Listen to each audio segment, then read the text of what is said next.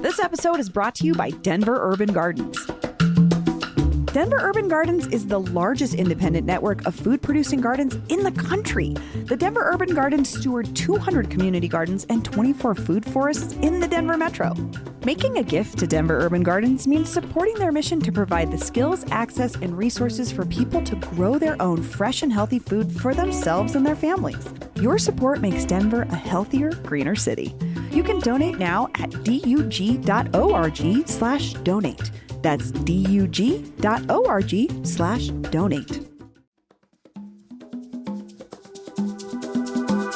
Today on CityCast Denver. Less than 2 weeks ago, we learned the rumors were true. Sundance Film Festival is packing its bags and moving to Boulder. So, after decades in Utah, why the change? Earlier this year, I spoke with Ali Vallarta, Sundance insider and host of CityCast Salt Lake, to go behind the scenes on why Colorado became an attractive new home for this film institution. Today is Tuesday, April 8th. I'm Bree Davies, and here's what Denver's talking about.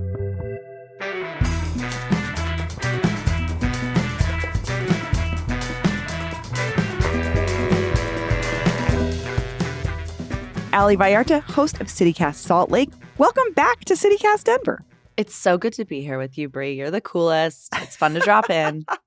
I was just telling you, I love talking to you. It's not often you get to talk to someone that does the exact same job you do somewhere else. Completely. Just over here in your nemesis city. Well, you're kind of an expert on something that we are kind of dipping our toes in here in Colorado. And so we're talking about the Sundance Film Festival. This is a prestigious independent film festival, but you know this festival in a different way. What does Sundance mean to you? Yeah, so I actually moved to Utah to work for the Sundance Film Festival, which is not an uncommon story here in Salt Lake City.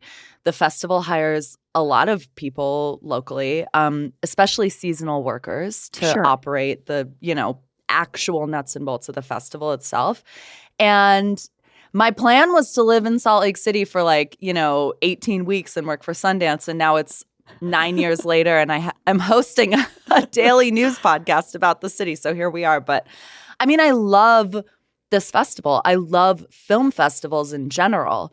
I started working at a film festival when I was 13 years old, and it launched a whole career for me in media and movies and all the things. So it's been really heartbreaking over the past few years to just see how much festivals, not just Sundance, which we'll get into, but festivals on the whole have struggled to kind of stick around with the same old business plan. So the reason that we're talking about it at all is because there's this conversation happening about the festival itself leaving Park City, Utah. And here, Boulder, Colorado is one of the finalists to be the new host city. Can you get into some of the specifics of why this move is happening? Yeah. So I think, if you'll have me, I'd love to give you just a sense of kind of how we got here, because I think it matters. Please. So Sundance originally started in Salt Lake City. And as the story goes, it was the very famous director Sidney Pollack's idea to move the festival up to Park City. And it's something that Robert Redford liked the idea of, because there's this great quote he gave the Salt Lake Tribune that was like, let's make the atmosphere a little rougher, because that's what independent film is. And we want to make people really work for it to see these movies. And that's an incredible sort of metaphor for how the indie movie industry has been operating and forced to operate for decades. And if you don't know who Robert Redford is, he's basically was the iconic hot actor guy of the second half of the 21st or 20th century. This is his festival. This is his baby. And I think it's also important to remember that, in its heyday, Sundance wasn't just glitzy, glammy, kind of bringing celebrities into town. It was a marketplace, Brie. So, if a movie was premiering in Park City at the Sundance Film Festival, nobody had seen a screener before. Nobody had been emailed a link. It was truly lights dim, and everyone who's anyone in the film industry is about to see this thing for the first time. There are stories of executives sneaking out of the theater before the credits on their phones to start bidding wars for movies in the middle of the night, right? That is cool. I get chills just thinking about it. And so, but the truth is that the industry has shifted a lot, right? You've got Netflix premiering movies at Sundance now that are going to be on Netflix, 6 or 8 weeks after the festival, where you can watch it for free instead of buying a $35 ticket to see that movie, if you can even get into that screening. So fast way forward to 2020, okay? It's January of 2020. I know we don't want to be in that place, but I'm going to take us there just for a second. Taylor Swift, arguably the most famous person in the world, is opening her documentary, Miss Americana, at the Sundance Film Festival. And just like a month later, we are going to start to realize that that was a super spreader event here in Park City. And the pandemic is going to lay to bear a lot of the issues that have been bubbling up, not just at this festival, but in this industry for a while now. And I think one of those issues was sort of some dysfunction in leadership. Like their executive director, who had been in the role for 2 years of the festival, of the institute, the whole institute, was on a podcast called The Town, which is kind of an insidery show about Hollywood. And the title of the episode was, "Can Sundance Save Indie Film?" And she's talking about, all the promise of the festival and some of the struggles with being in Park City. And it feels like a little bit of foreshadowing. And 2 months later, she resigns and sends a letter to the board citing declining revenue. There was criticism that she was an ineffective fundraiser. And I think since then, this festival has been in a little bit of a leadership vacuum. They've still only have an interim CEO.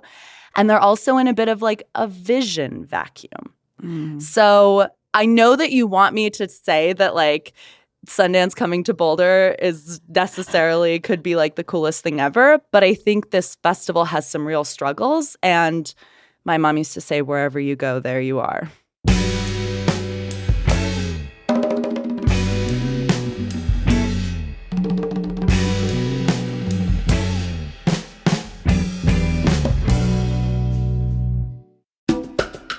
This episode is brought to you by Pine Melon. Pine Melon is a unique local grocery delivery service. Think of it as the Colorado Farmers Market delivered.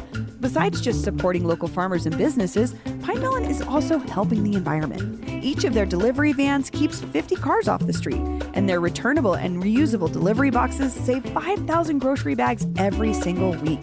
This spring, Pine Melon is asking Denverites to make a pledge to support local food just once a month, and they're going to make it super easy for you. First-time customers get 75% off your first order. Just use the code CityCast. When you choose food that's grown, raised, and crafted right here in Colorado, you're choosing to protect the environment, improve your health, and help your community thrive. Whether you're getting some fresh produce delivered or the ingredients to make your favorite cookie recipe, it's cool to know you're making a difference. Visit pinemelon.com or download the app and use our coupon code CityCast to get started with 75% off. That's pinemelon.com and use the code CityCast to get 75% off. This episode is sponsored by Visit Port Aransas. Just off the Texas coast sits a unique beach town marked with salty vibes and sun-soaked memories. Port Aransas is a place where family traditions unfold naturally, and beauty lies both in island views and the unhurried moments between adventures. It's a place where multiple generations can get together under one roof to share slow beachfront mornings and cool Gulf breeze evenings. An island escape with 18 miles of shoreline to cast your line, kayak with the kids, or simply cruise the coast in a golf cart. My ideal vacation is sitting on a beach, reading a magazine. I love long-form journalism under the sun. One visit and you'll see why so many have anchored their traditions to the island life. Trade mountain peaks for 18 miles of uninterrupted shoreline with an easy flight to Port Aransas, Texas. Go to visitportaransas.com and plan your visit. That's visitportaransas.com. The pandemic disrupted so many industries and so many things. I'm from the music world, and South by Southwest is something similar in this space where it started out as something very, very, very underground and then grew into the like Katy Perry on the Doritos stage kind of thing, right? But what the pandemic did, it sounds like with Sundance, was sort of peel back something that was already happening, which was some dysfunction, like you said, lack of vision or leadership. But it is interesting that the prestige of the festival is still so attractive. This brand is still so attractive that our state is willing to pony up millions of dollars to attract, your dysfunctional film festival. But Yeah. let's maybe get into that a little bit because you are Sure. from this world. Then film festivals are a circuit. They happen all over the country all year round. So we have two big ones here. We have the Boulder Film Festival and the Denver Film Festival. These both have been happening for decades. And you have Telluride, which is in the state, though not nearby, but really prestigious. Yes, and then we have a horror festival. It's really coming up here, but it has been here for decades. And these two festivals in particular, I think the things I'm hearing from my friends on the inside is there's some nervousness, right? There's hope that if Sundance comes here, that these three festivals would work together. But I think my friends in the film world are saying, well, isn't it going to be hard to have three film festivals supported? Wouldn't just is Sundance? I guess my question for you is would Sundance be a good partner for these festivals? Is there a track record to show that this could be beneficial to those festivals here in Colorado that already exist?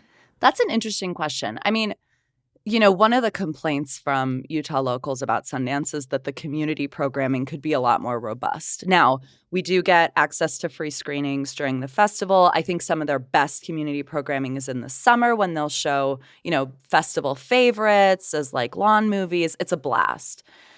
If you go to the Sundance community landing page, if you go to their website, what you're going to find is actually not a litany of events that Sundance is hosting, but local kind of goings-on that their partners are hosting. So I do think they're a good partner in terms of amplifying other nonprofits.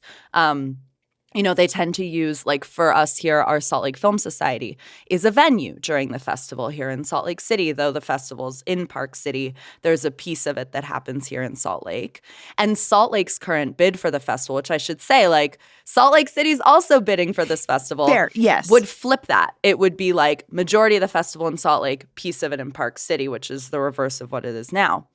But our film society, our local indie theater is a host, is a venue, and that's a great thing for them because it also just brings a lot of foot traffic into that venue and people remember that it's a really cute theater and it's a great place to go. And so maybe then the rest of the winter when they want to see a movie, that's the choice they'll make over, the luxury seating at a Megaplex or a Cinemark.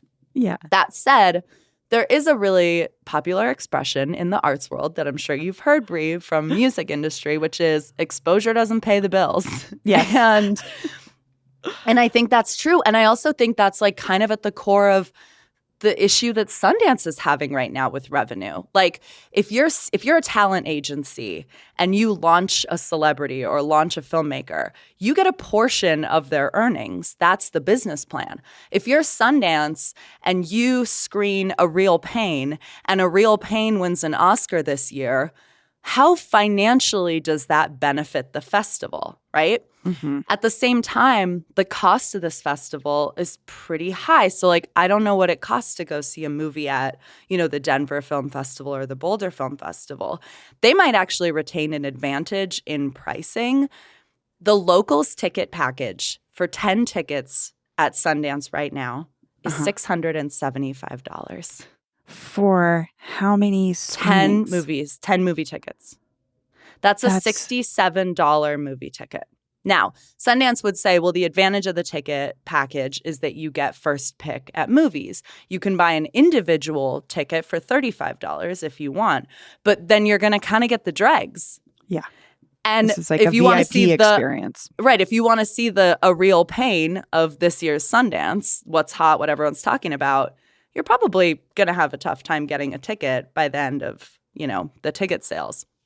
So it's hard for me to say because I also think Sundance is really exploring change. And I think that's a good thing. I think this whole process of thinking about moving somewhere else is the festival seems to be taking the opportunity to also rethink some of its model and its vision and what could it look like. So it might be dependent on what kind of proposal Boulder brings in terms of how they might work with other festivals. But for sure, they're probably the biggest name in the United States and they're going to cast a shadow. Yeah. Inevitably. Yeah. Inevitably. I think that's a big concern here for the film world. And even, just the competition itself to get the movies. Like, why would you screen something at Boulder if Sundance already has it? Like it's a competition thing as well. But that when you are talking about the individual or the ticket prices for the community, for the average person that wants to go, I can see where that price tag makes it inaccessible, and therefore you don't feel connected to it. It doesn't feel like something that's for you in your own city. Yeah. And inaccessibility isn't just a problem of pricing. I think it's also, to go back to Robert Redford thinking that making it difficult to get to Park City was sort of like part of the strategy. Then now making the festival more accessible needs to be part of the strategy. Yeah. And if you look at something like the Toronto International Film Festival, TIFF, which as Sundance has sort of like struggled, I think TIFF has had a bit of a meteoric rise. And part of that is like just being in a big city. It's so much easier. It's easier to fly people in, to house them, to put them in hotels, to transport them around, to get people to your venues. Like, you don't have a parking crisis. So the venues are equipped for this kind of thing to begin with. Yeah.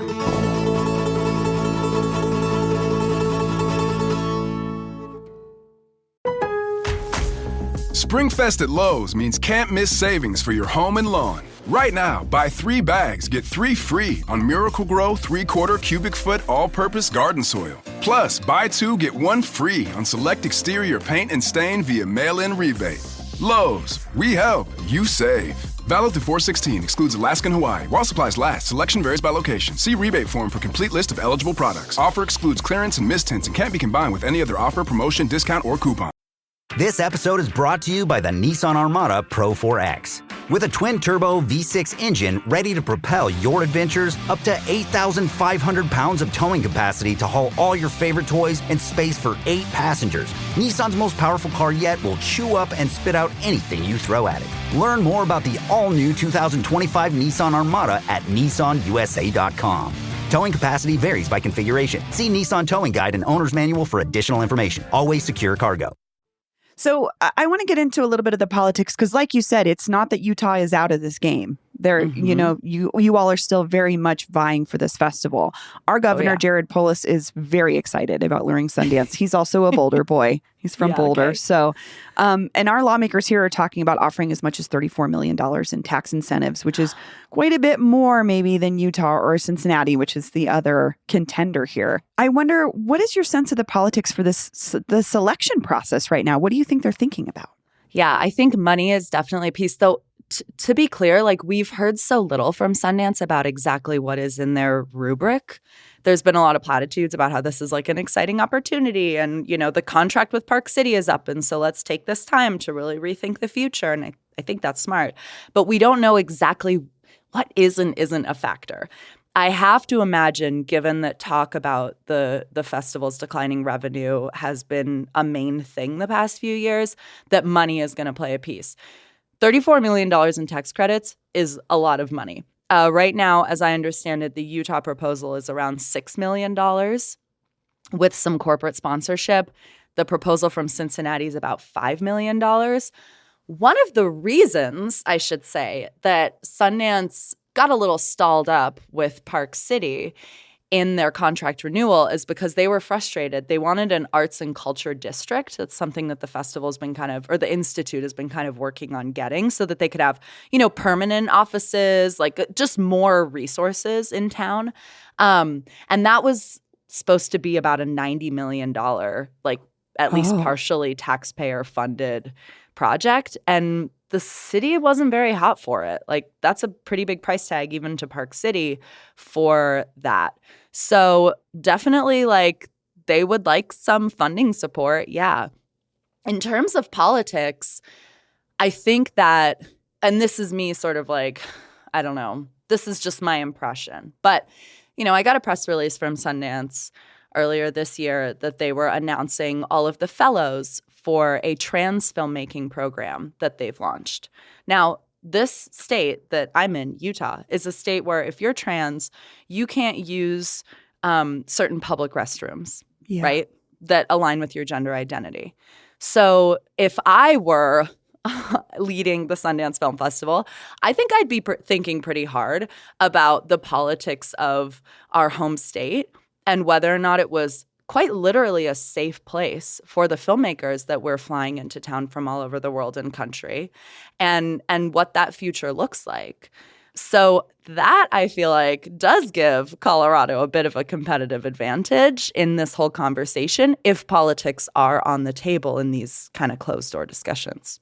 What do you see around Sundance when it comes to economic impact? Because like outside of the festival itself, there's always these PR pushes like this is going to bring this many people to the city. So this many people are going to be eating at restaurants and staying at hotels. And you know what I mean? Is that something that you feel like folks in Utah can feel the impact of in a good way when it comes to something like Sundance?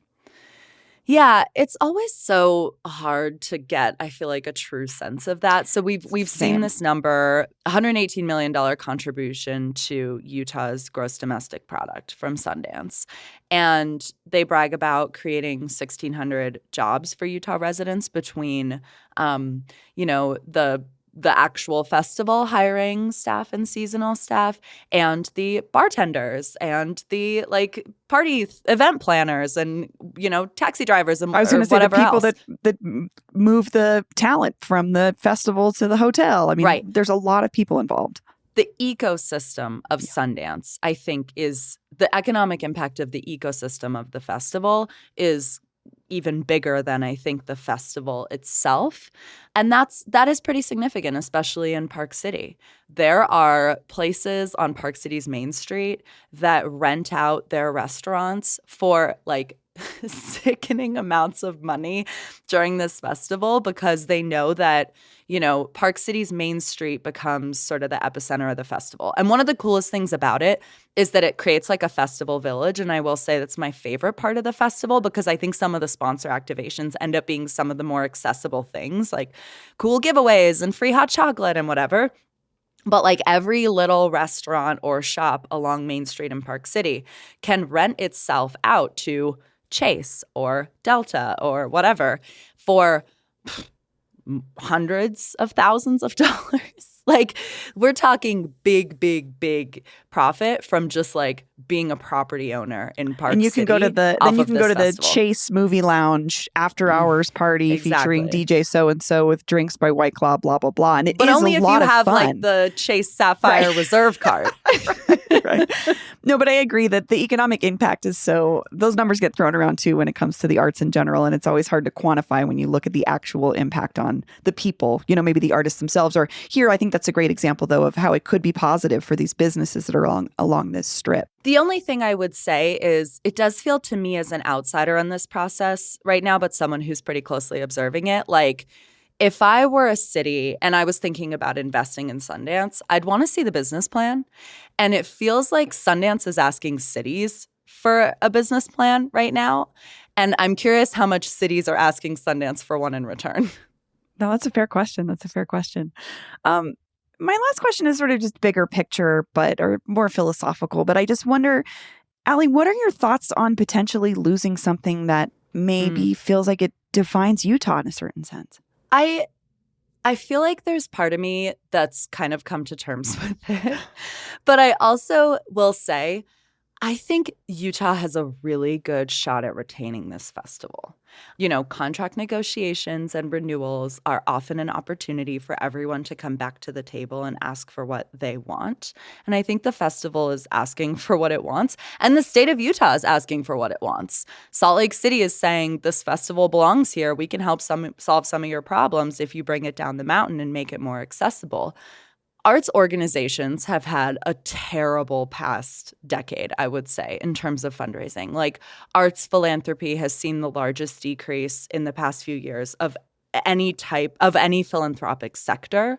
And I'm always rooting for a big idea. I'm always rooting for a vision. And I think that's one of the things that I found so cool about Sundance when I moved here years ago to work for them is that I felt like there was this really clear vision of what the festival could do and was doing. And right now, I think it's lost its mojo a little bit in terms of vision and leadership. And more than anything, I do want it to succeed. I want people who attend the festival to have the best possible experience. And I want independent films to continue to be platformed and go on and win Oscars. So Where that ends up being, I think, is maybe less important to me than that it happens at all, as someone who just loves to go to the movies. And if it premieres at Sundance in Cleveland or Boulder and I go see it at the Film Society here, that's fine. But I do have to say, you mentioned that you think that it still has a good chance of staying in Utah. Do you think Boulder's just getting used as leverage to say, like, up your game? You know, that's the art of the deal, isn't it, Brie? Yeah, that's true. Then these are the times we're living in, man. Everything's a deal that's being made behind our backs that we might end up paying for.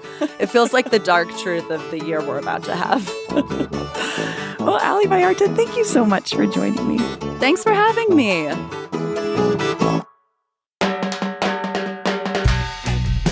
That's all for today here on CityCast Denver. If you enjoyed the show, why not take a minute to tell Boulder Mayor Aaron Brockett about us? Rate the show wherever you get your podcasts and subscribe to our morning newsletter and learn more about us at denver.citycast.fm.